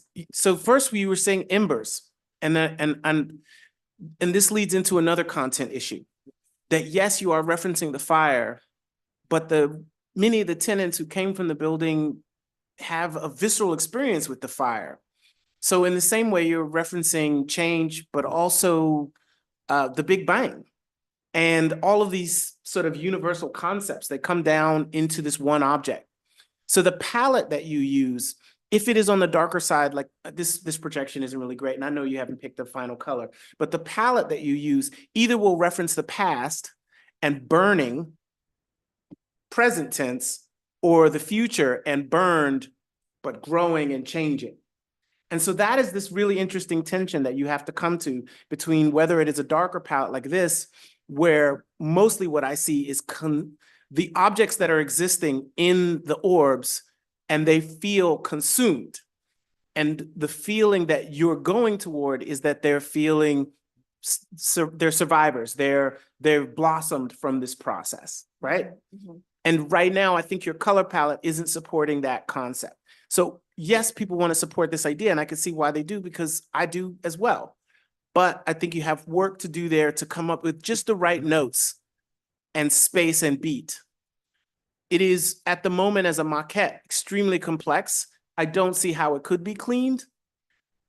And then so when you're doing the maquette and when you're talking to an engineer, I'd like to see you paired with the engineer as soon as possible to come up with the fact, because basically once you put the fiber optics in it and you get it all connected, if you're using 3 different metals, you've basically made a battery and it will expand and contract. And I want an engineer to have that conversation, like how you're like, is it, 2 metals, 1 metal, exactly what weight will it be? How are you going to attach it and where in the building? And obviously you can talk to the architects about where the structural beams are that are near it. And then lastly, I know this is really long and I apologize, but I really want to support your process with as much detail as I can from my cold read. And I find a cold read is a very good thing to get. The stairwell is a chimney when you make it into smoky glass. So then that's also a present tense thing with fire.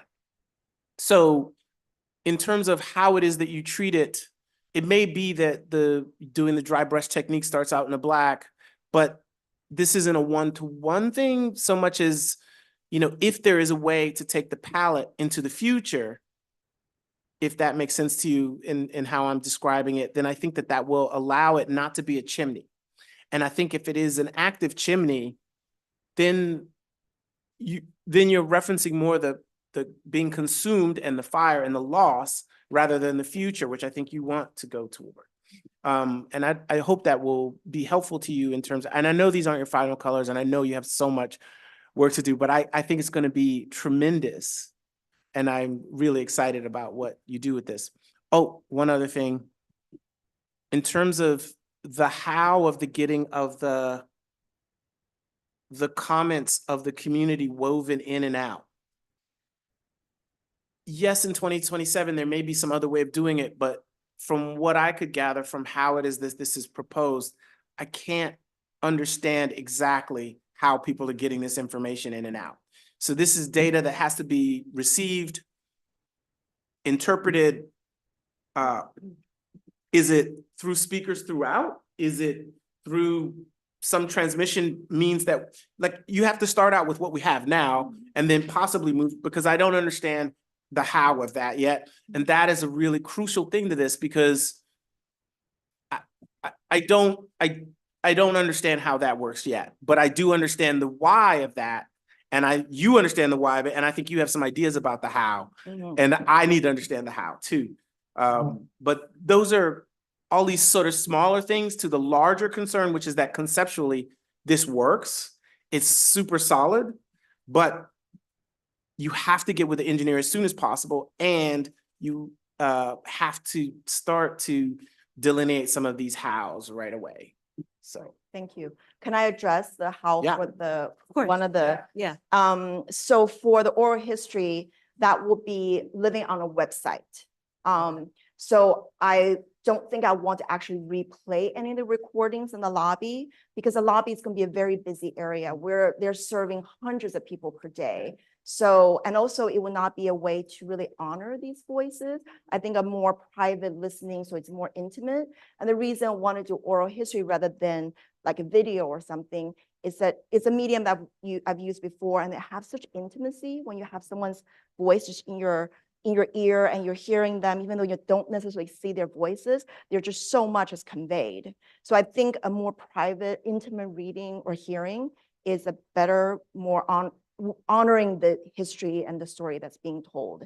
And on the website, I will have an interactive map of the sculpture. You'll be able to spin it, turn around, you can look at it from different dimensions, and that could be built with the design. And then when you click on an Amber on the website, you will be able to hear. So this is on the website. I think you should stop using this term amber. Okay. Because it's time capsule. Yeah, the Time capsule. fossil time capsule. And I think you need to find a language around it that will be forward thinking and allow people to see the past in a positive note toward the future. And then how do the people get to it how do people get to the oral history when they're in the lobby? Right, exactly. So there will be a signage. So explaining this, there is this connected to it, and there will be a QR code. With the current technology, the easiest thing would be a QR code and a website. I was just curious if you've looked at Bloomberg Connects, which is something that's already built that does that Yeah. many museums are currently using. So if you haven't looked at it, you might want to look. I will. Thank you for that. Yeah. So that you will have a way to access it on site as well with your phone. So regarding, you said there would be a map. Did you consider that possibly there would be somewhere in the building that the map would indicate where the oral history parts of it were just playing? So I could go, let's say, to the 5th floor, to this particular corner of the stairwell, and I would just hear it? Yeah. Every square inch of this building is hotly contested by the residents. Okay. It's really actually, it's not enough space for the community. Okay. Every meeting we have, it's a real big issue.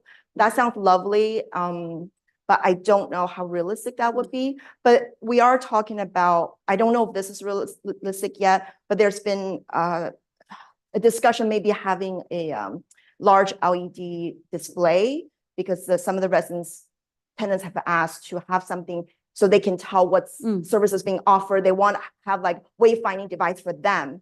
So if there is that, I'm going to ask if there's some real estate in there, every rotation, there's something about this as well.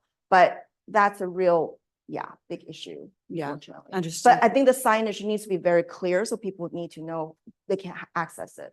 Yeah. And Flat screen. Yeah, flat screen. Yeah. Commissioner Heinzen had some question about Bluetooth. You picked up a Bluetooth device. I was And just saying, I just. Say this instead of me. I just assume this is how you access the oral history, is to your phone and your. Right. Yeah, so it's something you could scan or place you can go to. That will be, and I will be designing the signage, and I will definitely work with some experts. I think like this whole UX experience thing becomes really important, right? So how people navigate so they don't feel they have that accessibility. Yeah. I think the question.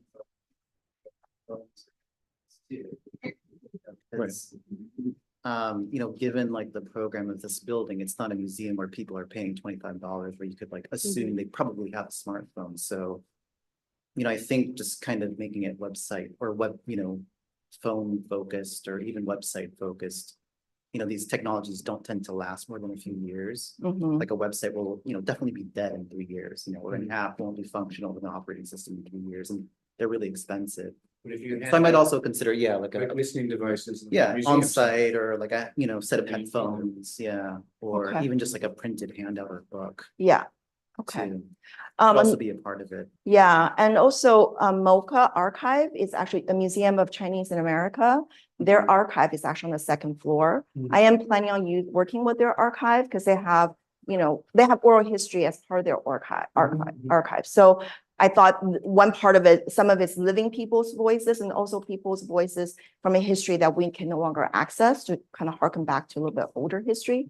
So I would love to talk with them to see if there's some way they can host, but this is not something, this is a little bit beyond the parameter that's been given to me. But it's still Herb Tam there, right? Yes. Yeah. So reach out to him. Yeah, we're friends. Yeah, Definitely, it's yeah. like, I mean, I think that would be maybe a better way to do it so that it's like an ongoing living thing within their content. I mean, when I was a younger artist and I made tech work and, you know, all of a sudden, like now that stuff lives as museum programming at the new museum. Like Rhizome was a thing, but it really wasn't a thing. It wasn't a commercial business. And now Rhizome is content at the new museum. And that's when I was in 20s something, but then they have grown it and it's stuff that I couldn't have ever, you know, so they can sort of like partner with you. And I think that that would be maybe the best possible solution. Yeah. And then of course they have docents and they have people who will build on those oral histories. Yeah. I mean, I'm very excited about this, but I really feel like in a piece of music, like every note has to be crucially hit and struck. And I think that that's where the devil is in the detail on this one, but it's so ambitious and I'm extremely excited about it. And also just a question too about the artwork in the stairwell. Is that publicly accessible? Yeah, so the staircase is one of the important ways, the egress. So I also want to address about the chimney, but let me just say this. So that that's one important way for people to access. But this building used to not have elevators, and this is something that residents really ask for. They want to have elevators. So that has been designed and will be installed.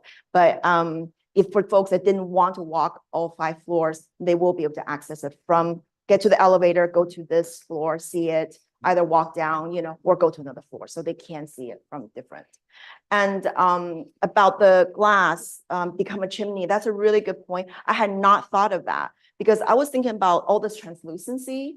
And one thing I didn't talk about in detail is that the design would become lighter and lighter as it goes up because there's skylight. And also there are windows all around. So there's light coming through. So that's really important to have the translucency. I'm thinking about maybe some areas of where it's really, they're figurative, maybe referring to the tenants in some way, their history. Those would be little just areas that become a little bit opaque. The rest of it's very open, so you can see through to the windows. And then when their light is lit at night, you can see through that as well. So I think that's something I have to really think about a little bit more conscientious of when I'm designing this. It's beats. Yeah. It's beats. And if the beat, first you got to get a model where you can see this from 2,000 feet away, 500 feet away, 50 feet away. So you see the beats from the chimney coming through it. Now I'm saying chimney. Anyway, through the corridor, through the passage, so that you see all of those beats, because some people will only see a snippet of the building from 2,000 feet away, and that will draw them to the building. But you have to sort of play that so that you get that, so that, you know, you're not just looking at it from inside and you're not just looking at it from the street corner, but you take in all of its potentiality. And that's where I think this piece will really sing, because you'll be hitting all those notes. Yeah. This being located in a very congested area in Chinatown, there's probably realistically very little on the street level. I think you will be able to see it because there are these large arch windows that the architects are designing. It's going to be beautiful. That's going to be the main access point, but higher up, it's going to be harder to see. But lighting does become super important, and especially lighting the sculpture at night through the windows, large windows around Bear Street. Bear Street, yeah, that's going to be really key. But I think when and I only make public art, so a lot of times trying to get a community to be engaged who wouldn't, like, what's interesting to me is that with public art, there are people who wouldn't be interested in art at all, and they need an in, and you have to give them a lure. And so that's where, even if it's one window that's red, that one window, which changes the architecture of the whole site, will pull someone from 3 blocks away because their sight line has changed. So I say this in particular because I have done this. I'll just put a red dot on anything I make, and then people get sucked in because they're like, that red dot is on the horizon. What is that red dot? I don't know what that red dot is. And I'm not saying you want a red dot, because obviously that's not content in this work, but I'm just saying that I would love to see how you build this out, and I think it's going to work out marvelously. So Very beautiful, everything. Very, and also technically thought of so much, but I was wondering, because I remember from the architects, the coroner's staircase. And that, because that's where you used to circulate, right? It's right there on the fire and all that. So from that location inside the building, what do you see?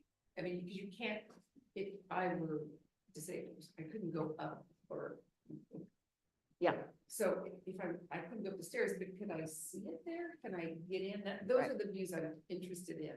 Yeah. You know, the outside, those, the arched windows, Yes. and also from that. Yeah. Since I can't. Right, so there is a fire door there. So we actually, in one of the meetings we talked about that. Like we want, yeah, so I think there are some issues we have to work with to have that access because we do. Yeah. So there are some issues we have to work around on that, but we actually discussed that. Like, how do we let people know this is a continuation of the Very work? expensive piece of. Yeah.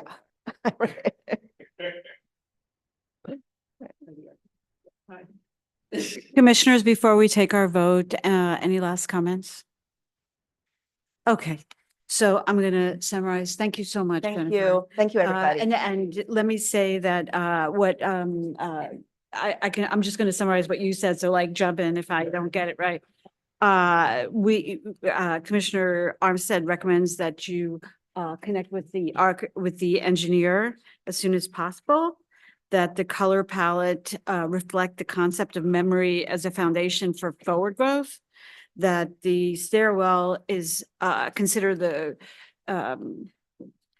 feeling of the stairwell as a chimney, and think about the palette in the context of the stairwell as well, and how stories will be communicated to those experiencing the artwork. We talked about that.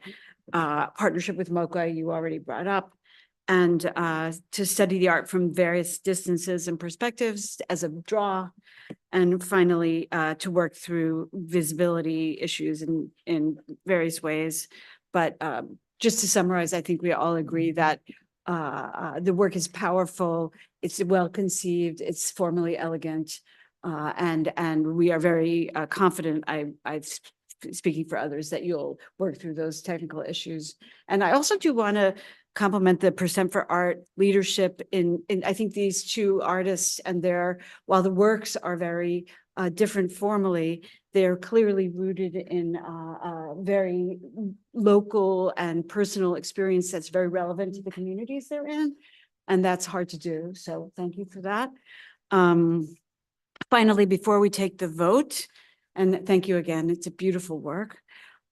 Before we take the vote, I want to note that this is the last vote for Commissioner Susan Morgenthau, who will be cycling out. So public thank you. Pardon? Exciting last, excellent last few. So applause for Susan. PVC doesn't function without volunteer, very loving and diligent volunteer service, which you have rendered with exceptional commitment for 8 years. So thank you. And with that, we'll take the vote. When I call your name, commissioners, we'll vote on item 28702. Please state your vote. Ken Seth Armstead. Super approval. Isabel Casilla. Laurie Hawkinson. Approved. Bill Heinzen. Approved. Karen Keel. Manuel Miranda. Approve. Susan Morgenthau. Approved. And Jimmy Van Bramer. Approve. I also approve, so let the record show that all are in favor and this project is approved. Thank you so much, Jennifer.